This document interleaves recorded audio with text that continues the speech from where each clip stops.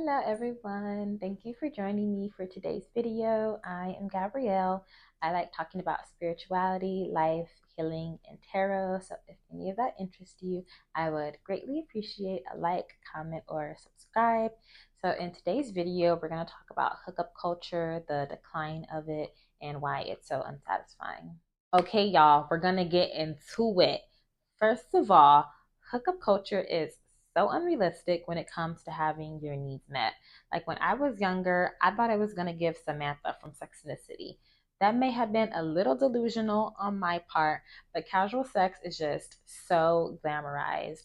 And when real life experiences don't match up to a fantasy, it creates this delusion and disappointment. Next, let's talk about intimacy. We all need it. I think that hookups can mimic real intimacy. It can feel intimate at the time, but without an emotional connection, it's just more of an illusion. And I would also argue that for real intimacy, you need vulnerability and emotional connection. In the moment, hookups can feel really passionate, or at least I can think back to a few times that did. The lust and the physical closeness creates this intense high, but after I would always feel this energetic drop that felt like I had given parts of myself without receiving anything meaningful in return. My hookup phase made me realize that physical passion felt good in the moment and temporarily, but what I really wanted was a genuine emotional and spiritual connection, something that felt lasting and grounding. Casual encounters are also heavily focused on male satisfaction, which I hate, hate, hate. It pisses me off. And it makes it feel like women's needs are just secondary. Then there's like this pressure to perform pleasure instead of actually having a enjoyable experience.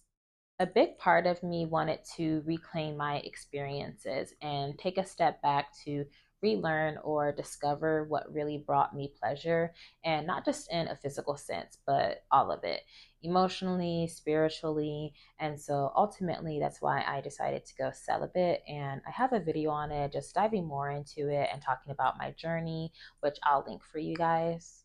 I really wanted to honor myself, honor my body as sacred, figure out why I always prioritize someone else's pleasure over mine and why it felt so hard for me to set boundaries. I really had to take a step back from those societal pressures and find the empowerment in setting boundaries and regain control over my sexual experiences. So that's all that I have for us today. Thank you so much for watching. Please like, comment, and subscribe, and I'll see y'all next week with another video.